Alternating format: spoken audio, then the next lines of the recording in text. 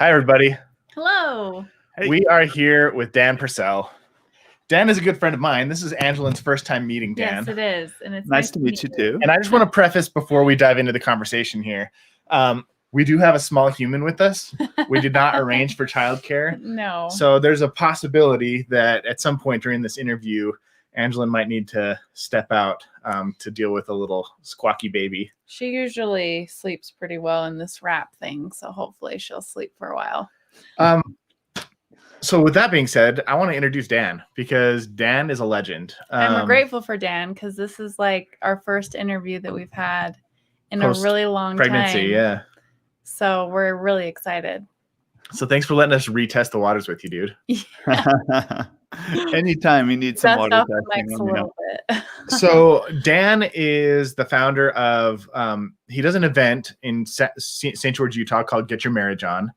And we kind of connected because I was doing events up in Salt Lake, and he was doing an event down there. And we started chit-chatting. And then I discovered that Dan also is a developer of apps. And he does that professionally. And his kind of side passion is marriage. And so he's been developing apps to help people have incredibly strong marriages for the last couple of years.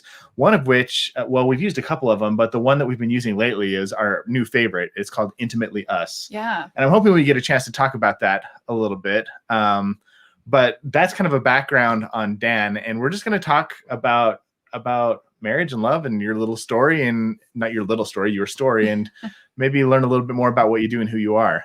So thanks for being here. Yeah, sounds good. Thanks for that. So tell us a little bit about how you got started in this whole side of things. Good. For that, my wife and I met in middle school. That's kind of where it all starts. Oh, wow. And you go way back. We go way back. Yep. I'm getting some echo. Is that better? Let me see. I think it's me. Did that help at all?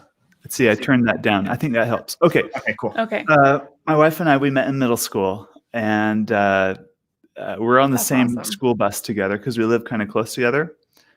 And we were friends in high school, but we didn't date seriously until after my mission. Mm-hmm. She went to Utah State. I went to BYU, Idaho. So we were at different schools. And then one summer, my summer plans all fell through. So I came home by default. Her summer plans fell through. She came home by default. And I was sick of the dating game at BYU, Idaho. And I was looking forward to a summer off. And she just got out of a relationship and was not interested in dating anyone either. So we became, with all of our mutual friends gone doing exciting things, we met up because we live near each other, attend the same singles ward and everything, just purely as friends. And it was so good to have a friend again. And there was absolutely no pressure. It's just that we spent every day together that whole summer. And by the end of the summer, we were engaged. So, oh, nice. So that's kind of our We're not dating, we're just friends. We're not dating, we're just friends. We're not dating, we're engaged. Yes, exactly. Yeah. So we have had I'd say a really good marriage. We've been blessed quite a bit. And we've been through a lot too. Job loss, miscarriages, moving, all the normal stresses of life, but also some really incredible good experiences too. And about 3 years ago, I was having a conversation with a friend who was telling me about his love life and how he and his wife really started connecting sexually, and their marriage just started taking off in all areas, not just sexually, but like they're communicating better and they're parenting better and everything else. And I was kind of taken aback a little bit because I've never, growing up or anyone among my friends, had someone be so open about their sex life and talking about things like that. And it really caught me off guard. And I was really uncomfortable that I was uncomfortable about the topic. And so it made something about him and his sincerity really, really got to me, and it really made me think well, maybe there's a whole lot more to our sex life that I'm not even exploring. I don't want to go searching online for stuff. Right. I didn't know where to turn. Where's the boundary between, online pornography and exploring our our own sexuality. I never felt it was okay to do. And here I have a good friend telling me they're exploring their sexuality and things are great. And so I kind of was a little conflicted in my heart. Like, is that really an okay thing to do? I want to be a faithful member of the church, yet I want a great marriage too. So anyway, I think a lot of people, by the way, can identify with that for struggle. Sure. Absolutely. Right. I'm glad you're speaking to this because it's not something that we've talked about a lot, but it's like marriage is inherently a sexual contract between you and your partner. There's whether you talk about it or not, there's an implied commitment that, hey, you're going to be the only person I have sex with, and I'm going to be the only person you have sex with, and we're hoping that the sex is going to be really great. But we don't talk about it much before marriage either. We don't hear about it in Sunday school. We don't really talk about it in young men's and young women's, other than stay away from it. And like you said, there's this whole rabbit hole of Google that you want to avoid. I'm in this group on Facebook called Happy Healthy Sexuality. It's a group of Latter-day Saint women that try and help support each other in these things. And one of the most frequent thing that people say is, I need some help, I need some ideas, and I do not want to go to Google, because that's just, you never know what you're going to get with Google. Yeah, you don't want to stumble on something that could contradict your values. So right. Anyway, I just wanted to point out that experience is very common, but I think you did something unusual where you didn't just sit there and go, well, I guess I'm just not going to look for anything because Google's not a good resource for me. I don't want to be surprised. You went out and did something cool. So yeah, pick up the story. Sorry to derail you there. Yeah. I want to talk a little more on this because I hope whoever's listening to this, who's ever in the same boat, I hope my experience helps, because my wife and I we had a really honest conversation about our sex life for the first time after being married for like 13 years. Like, how is our sex life? Do you like it? Do you not like it? And like you say, marriage inherently is that sexual contract. We're going to be loyal and faithful to each other, not go outside the marriage. But within the marriage, there's been no effort to improve our sexuality or to explore or to build on our capacity, mostly because we didn't think it was okay to do. Like, no one felt like so for the first time in our marriage, we felt like we had permission to explore our sexuality a little more, like to try new things and to kind of have fun with it, like to be creative with it. Like, that wasn't okay to do before, and now, and then, is it really? And so a few things helped us. We're both kind of nerds, so we thought, oh, let's get a book about it. So I was really timid, so I did a Google search. I couldn't even type the word sex, so it was like intimacy. I started with the church's website, like in Google, you can do site:/LDS.org space intimacy. And I read some articles. Thought, oh, I'm going to venture a little. We're going to be a little more brave, and I searched for like, what's the is it LDS Living? Yeah, it's a book one. So I did like LDS Living site:/LDS Living intimacy, and I got some like better results. And there was a really helpful article written by a woman who struggled to have an orgasm in her marriage. She's writing about it anonymously on the blog post on the LDS Living magazine website. And she mentioned a few books that helped her. I thought that would be a good place to start. So we bought a book called The Good Girl's Guide to Great Sex, and Laura Brotherson's excellent books, Knowing Her Intimately, and They Were Not Ashamed. And we just like devoured those books, like boom, read them. And then we bought more, then we read more. So within like a year's time, we read about 11 books together. Whoa. Wow.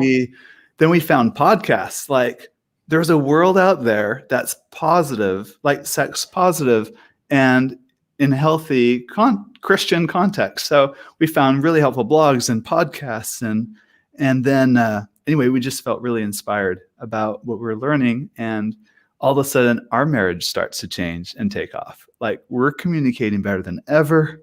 We have like those old lovey-dovey eyes for each other, like we've used to have way back when, and like we're flirting a lot more, and our kids are getting along better, and the dishes are getting done on time. Like the little annoyances that used to be in our marriage kind of melt away into the background, and the sky is bluer and the grass is greener, and like everything in life, like my job is getting better, like everything just improves because we're improving.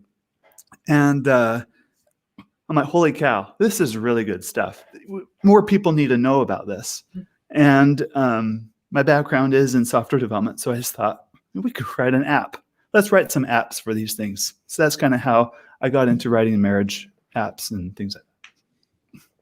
That's great. So tell us a little bit about the apps that you have and what they can do for people's marriages. I've got 3 out. The first one is called Intimately Us, and that's probably the most relevant one for today's That's one that we have, yeah. Yeah. It's a intimacy app for couples, and it has a few components to it. The first is it's a bedroom game, so it helps you get it on in the bedroom, and I think it's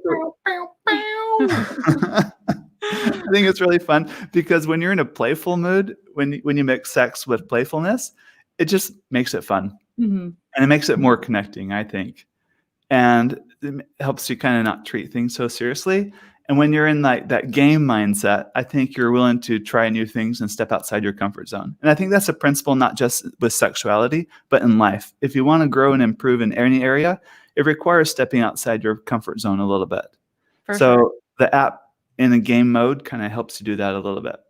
But it's fully customizable, so you can turn on and off things you're not comfortable with or things you want more of, and you can add your own stuff in there.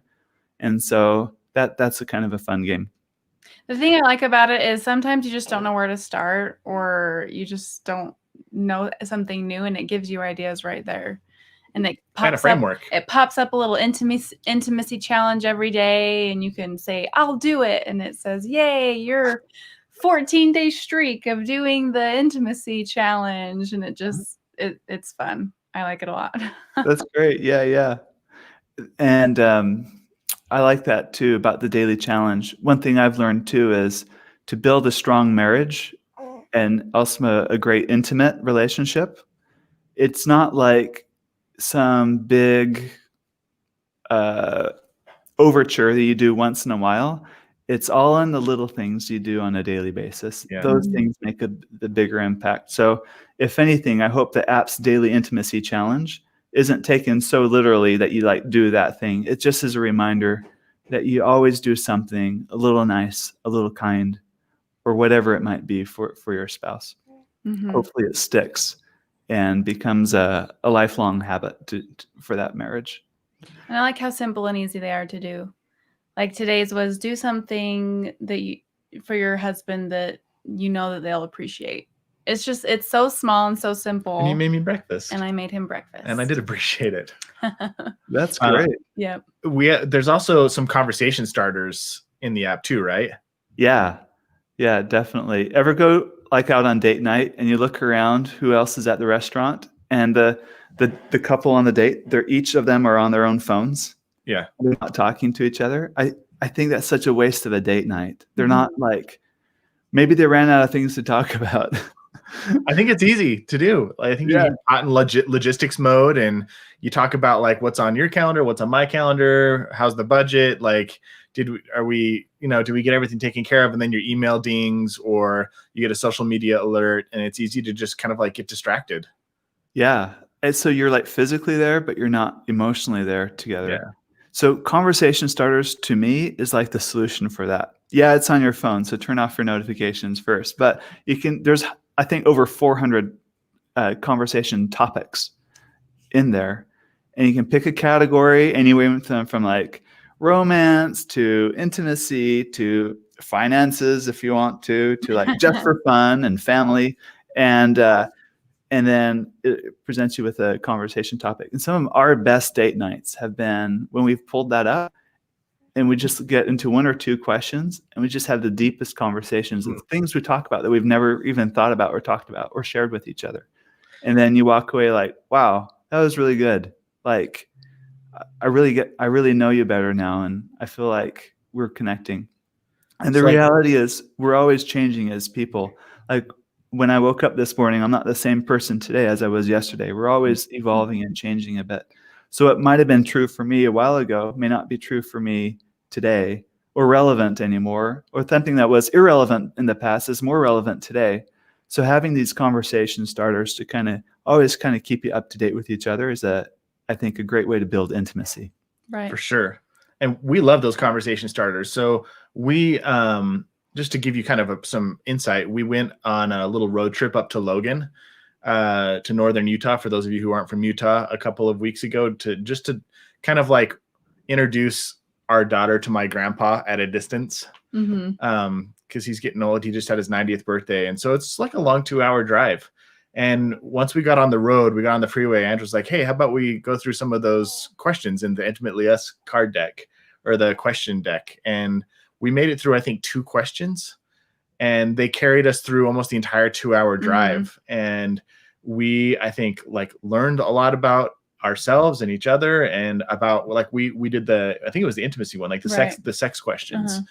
And like just the first 2 questions carried us for a good hour and a half of our drive, just like connecting and going, oh, really? Like I had no idea that was true for you. And it was really helpful. Right, so like I owe you a thank you, because that was that one thing alone made downloading the app worth it, like that amazing conversation. And we still have like an entire stack of questions to go through in that one specific topic. So I'm really excited to continue to dive into it. Thank you. And go ahead. I was going to say, it's like you said, if you answer one question a year ago, it's going to be completely different than the answer today. Yeah. And it's important to... Well, look at what's changed for us in a year. Right. You know, like your body has changed a lot, and we have a new addition to our family. Our family's changed. We're living in a different place. Like so much has changed about our marriage. And if you don't keep a pulse on that, you're right. Like stuff that was relevant might not be relevant anymore. And stuff that you never really talked about, or stuff that wasn't relevant, can be like really important right now. Right. So that's great. Yeah. And because it's an app, we're constantly adding more and improving and changing. So it's not like when you buy a book, that's it. It's in print and it doesn't change. So the app, we're constantly improving and adding more to that. So that's really awesome. Fun. So where do you said at the very beginning that like, I guess you kind of walked us through, you dove in and read a whole bunch of books in like a year. Are there specific experts that are like helping you develop the app, or is it just kind of like you going off of the stuff that you learned with your wife? There's definitely influenced by a lot of experts, and definitely I'm getting a lot of help, like for the specific like actions to do in the game or whatever.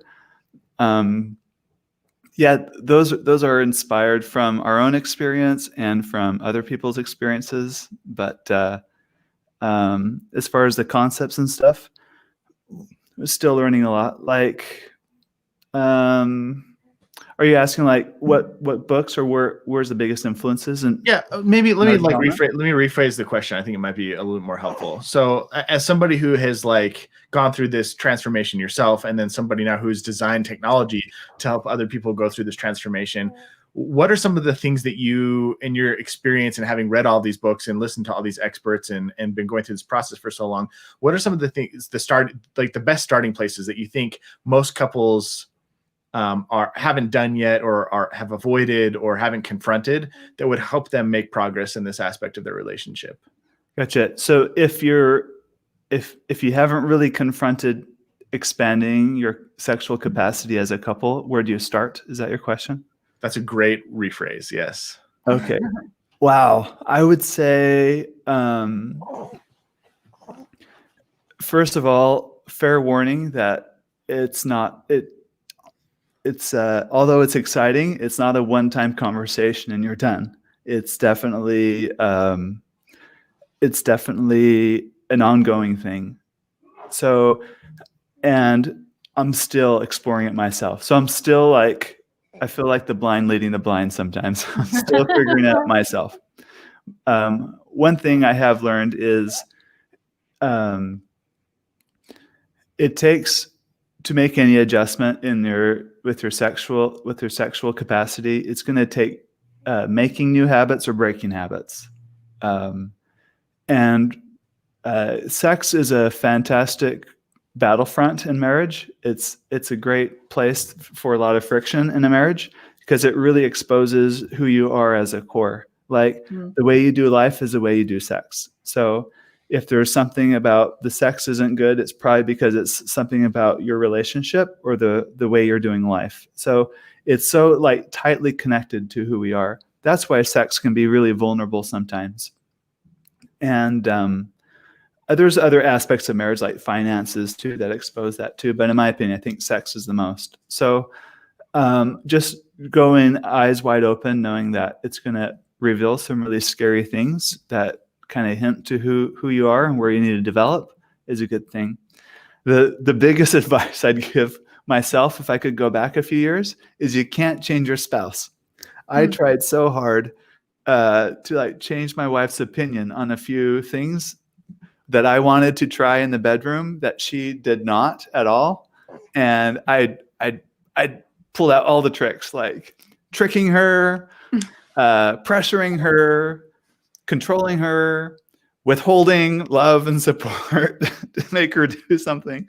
It was all awful and terrible. So I think we all go through those phases. yeah. I don't want to paint you as a villain, like anybody who's listening and goes, oh my gosh, he did what? Like, no, I think we all try different tactics to get what we want out of marriage until we realize what you're about to talk about. Like, you can't, it doesn't work. No, it's a waste of effort and time. So I realized that like 2 years into this battle, and I'm like, yeah. But then I still kind of slipped back into the old tactics. So what I've learned for myself new is the only person I can change is myself. So work on being the best version of me instead of because that's really the only thing I can do. Rather than it'd be so convenient if everyone else around the world accommodated me. Don't you think? Yeah. Oh, I didn't have to change and everyone else did all the changing. That'd be so convenient, but that's not the way the plan of salvation is designed. So there's that aspect. I would also encourage couples to give yourself full permission to explore your sexuality fully. Like, from what I understand, reading the church's stance on sexuality, the law of chastity is just really clear. Sexual relations are between a husband and a wife in a lawful marriage. And within that, we have a whole lot of freedom to explore that. So there might be certain sex acts that you may not have really entertained before that you might want to try. And if you're both, now we need to talk about consent too. Well, that's like the worldly term for it. I think in the church term for it would be I guess being equally yoked or being really together on something. In our temple covenants, when our temple marriages, we covenant to really accept each other as equal partners in everything.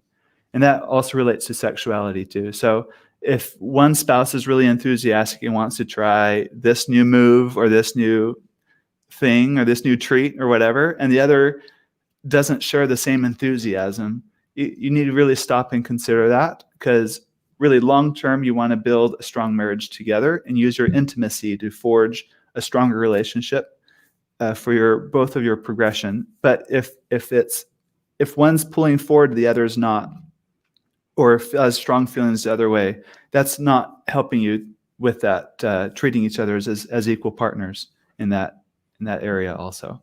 So, but within that, explore your heart out. This is your passion playground. This is a time to get really creative, get your creative juices flowing, and get some, and make it fun. And I like the part of your app where you can go through and answer, would you be willing to try this? Yes or no, maybe. Or and it goes through a whole bunch of different things. And then you can see your partner's answers. You can sync them up. And it's like you said, maybe you're really enthusiastic and excited to try something and your partner answered no to that, it'd be worth a conversation. Or maybe they answered maybe.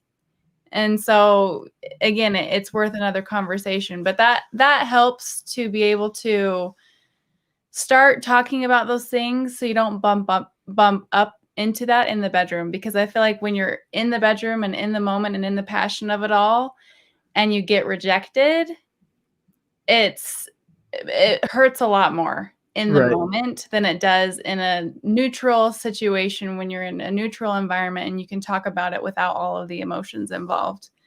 Definitely. So that's a really good part of your app that we like too. For sure. Yeah. So I'm curious if you'd be willing to share a little bit. I feel like a very common message that we get when we do interviews like this is it's important to focus on yourself and not on trying to change your partner. Can you talk a little bit about maybe some of the things that you had to confront or that you've had to confront or are confronting along this journey that that you've realized, like maybe my focus has been on my partner the whole time, but once I started focusing on myself, things started to change. Does that make sense? Yeah, I've got 2 stories to share. One is more general. The other is very personal. So hopefully you'll bear with me on the second. We're here for it, man. So when my wife and I were first digging into exploring our sexuality together, one of the resources we came across was The 5 Love Languages by Gary Chapman. Mm-hmm. A lot of people have read that, taken the quiz. I think we took the quiz early on in our marriage and forgot our results. So we did it again with a little more intention. And I think God has a sense of humor, because my top way I felt loved, according to the quiz, was her bottom, and her top was my bottom. So we're like kind of inverted that way. And talking to other couples, I think that's a common pattern. Yeah, it's not very uncommon. Yeah. So for her, quality time matters a lot. And for me, giving up of my time is like the thing I guard the most and least willing to give up. As an entrepreneur, and I started my own company early on in our marriage, it was just the habit and the style of the way we did our marriage. I would work like really early in the morning, go to work. I'd work at home or in the morning, go to my office, work to about 6:30, come home, have dinner, kids in bed. And then I'd go back to work at home, like in my home office, till like midnight. And that's just the pattern of our marriage. I was always working, and I cherished my evening time because I wouldn't have any phone calls. No one's expecting to hear from me. So it's like I could think really clearly. And so that was like my ideal work time. But one of the things my wife voiced to me is how much she misses me in the evenings, because I'm busy working. And that was to me at the time, that's a big sacrifice for me, to give up my precious, like, favorite time of the day when I get to be me, that evening time. I had to give it up. Felt like I was asking to give it up to be more available, to be with my wife or with my kids, or whatever. And but I made that adjustment. And looking back, we always talk about wanting a return on investment. Like in business, you want to put money in and get more out. I think in life we look for the same thing, but nothing has given me a better return on happiness than investing and giving more time, giving up more of myself because I want to, for my wife. That has, to me, more happiness than working more or making extra money or whatever it is. So was that hard to do at first? At the time it was, because it was an ingrained habit for 12 years. That's just what I did. And now I had to change the way I work during the day, because every day, unconsciously, I'd make a mental note of things I'm going to do when I get home tonight after the kids are in bed. I'm going to reply to this email. I'm going to write this proposal. I'm going to write this code, or whatever it might be. Now I had to break that habit. There is no tonight. What I have to get done is done by 5. And whatever I don't get done is going to start tomorrow instead of tonight. So that to me was a big habit for me to change, big adjustment for me to make. And did it come, like, how long did that take? It took about 30 days or more Which to really like settle in. Yeah. And how did your wife respond as you were kind of going through this process? Very well. Really? She was very happy to have more of me. That's awesome. That's good. Okay, was that your more personal one or more general one? my more personal one has to do with the way we engage sexually. And I have permission to share this story, so hopefully this helps benefit someone. Mm-hmm. One of my frustrations in our sexual relationship is it oftentimes takes my wife a long time to reach orgasm Mm-hmm. and climax, and it was also infrequent. So as the nerd that I am, and the nerds that we are, we used to track on a calendar. Like, we had a shared calendar. It's not like, other special events and other things. Like, we'd track her cycle and whatever on the same calendar, but we'd track like with a little symbol every time we made love and how what the result was. Yeah, what the result was. That's a great way to say it. How the outcome was. Yeah, exactly. And I track it and I go, like, our track record's like 1 out of 17 times she's reaching climax. So I kind of took it upon me and here's the mistake that I made, not knowing better at the time, is that I looked at it as a reflection of myself as a lover. I'm a bad husband. I'm a poor lover because she's not getting there. There's something about you that's deficient. There's something wrong with me. Helping her get there. Yeah. Yes. So I think a lot of men could relate to that. Right. And so I kind of took it upon. By a lot of men, I mean, I think I can relate to that, having had that conversation myself. Right. I just got permission to say that out loud also. So it changed the way we made love for the next while, because the whole time I'm so hyper-focused on her and her outcome. And of course, she's feeling that from me, and she's feeling immense pressure to get there. And it's actually making the problem worse. And the harder it gets, the more I step up my efforts. And then that creates even more conflict and friction, because I'm like, oh, we should try this technique. This is like a surefire way. She's like, no way, we're absolutely not going there. I don't want to try that. Like, but the book said it'll work. No, I'm not comfortable with that idea. I don't want to do that. And that would make me more mad, because to me, I interpreted it as that's my failure to really give more to my wife, or get her have a good experience or whatever. And anyway, things just got worse to the point it started affecting me and my performance. I started experiencing sexual dysfunction in myself. And I started looking for, I'm the higher desire spouse in my marriage, obviously. And I would look for ways to avoid intimate encounters. And I would keep myself busy or do something else, or I would decline sometimes. I was avoiding encounters because to me it was a reflection of my poor ability to really man up as a husband. Turns out it has nothing to do with me, and it isn't my responsibility for her enjoyment and satisfaction. And being so hyper focused on someone else like that in actually hurt our relationship. So we stopped tracking, first of all. That was step one for us. Good. And ever since, we stopped tracking and made time together less about the outcome and less about how well I'm performing and how well she's doing or whatever. Instead, it's more about just really connecting and enjoying being together and just enjoying the moment, enjoying hearing each other's heartbeat, and enjoying gazing into each other's eyes, and just enjoying being together, letting the world stop and just being there. Forget about the outcome and just having fun. And when that became the focus, all of a sudden her rate of enjoyment went way up, and so did mine, because the focus was less on You're having a lot more orgasms. Exactly. Yes. And of course I don't track it, so I don't know what the rate is now, and that's irrelevant.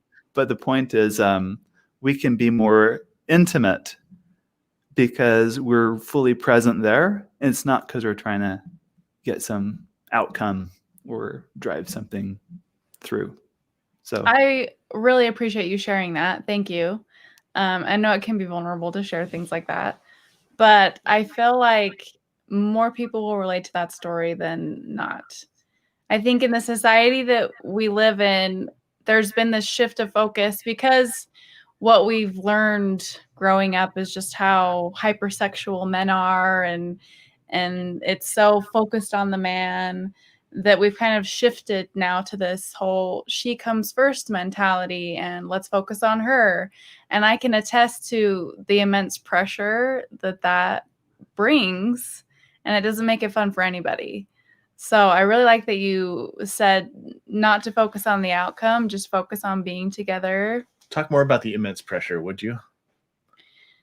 Well, I mean, if you're comfortable with it. One thing from our conversations with you talking about how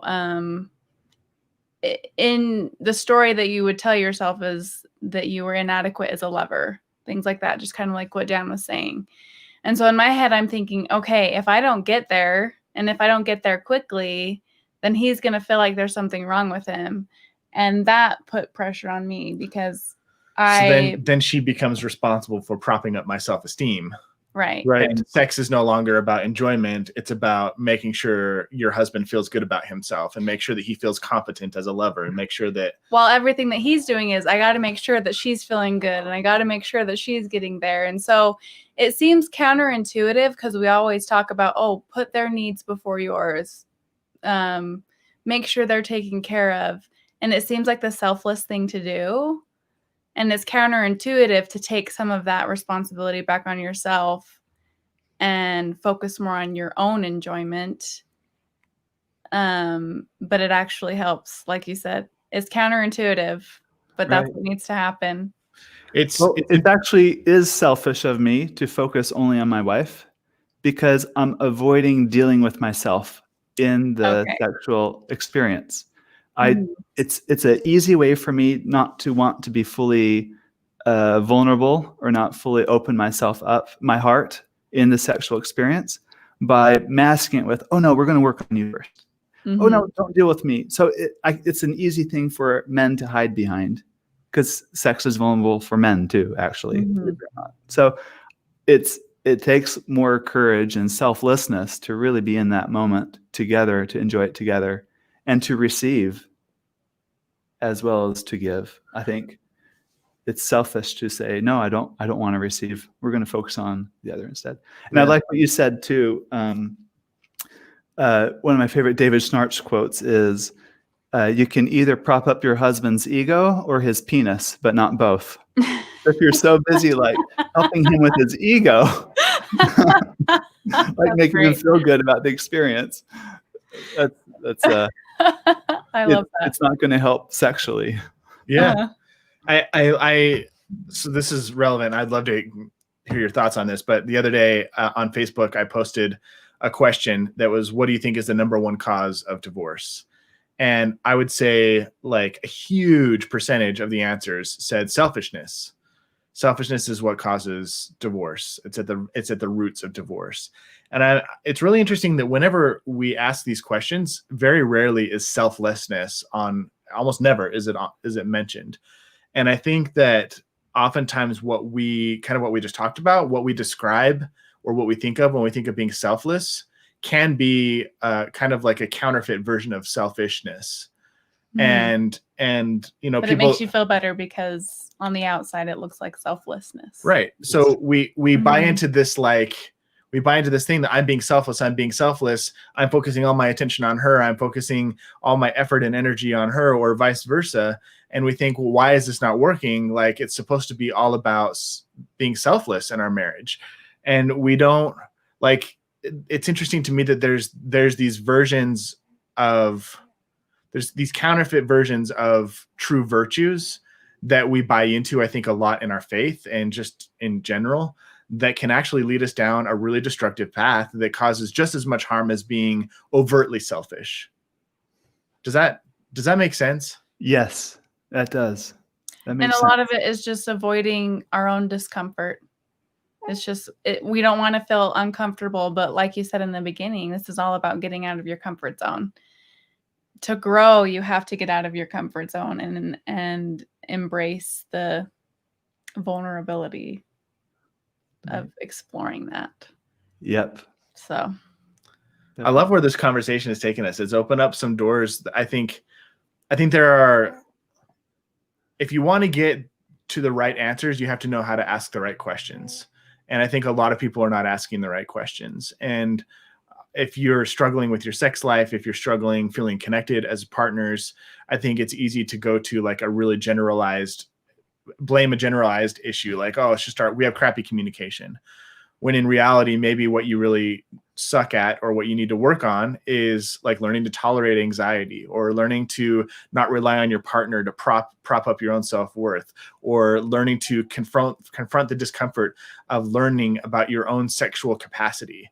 And like communication doesn't fix those problems. The real problem is like underneath the communication problem is there are things about me that I am blind to. And if I'm willfully blind, humans are masters of self-deception.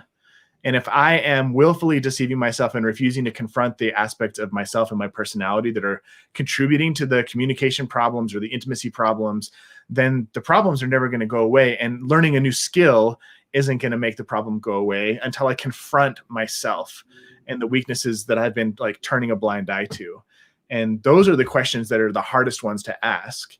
And I'm hoping that those are the questions that are coming up for people as we're having this conversation. And as they download your app and use their app in their marriages. Yeah. Yeah, absolutely. Yep. So if people do want to download your app, where do they go?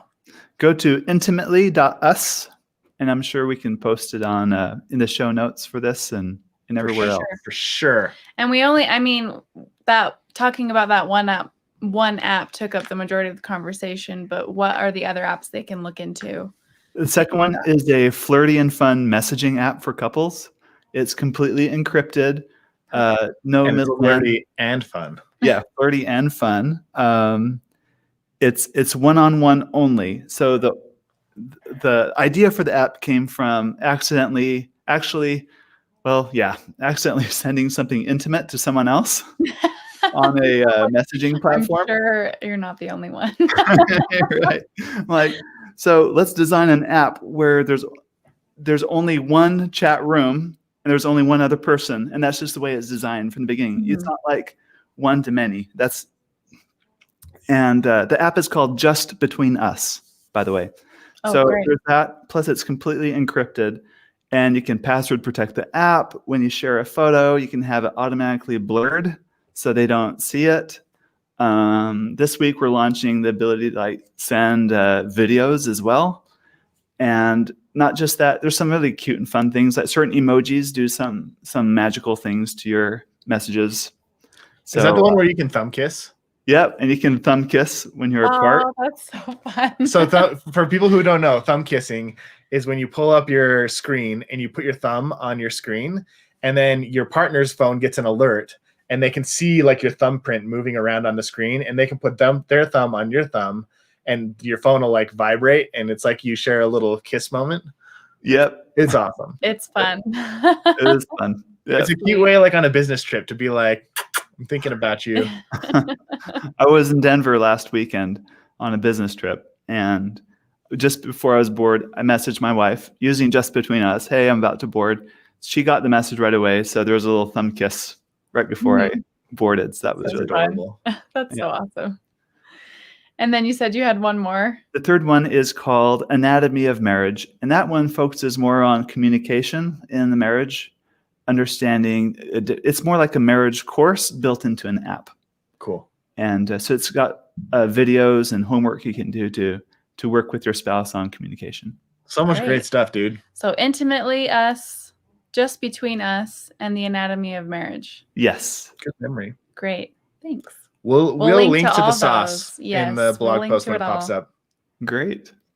Any other last words of wisdom you'd like to impart on us before we end this conversation? Oh, I think sex is great and beautiful and wonderful.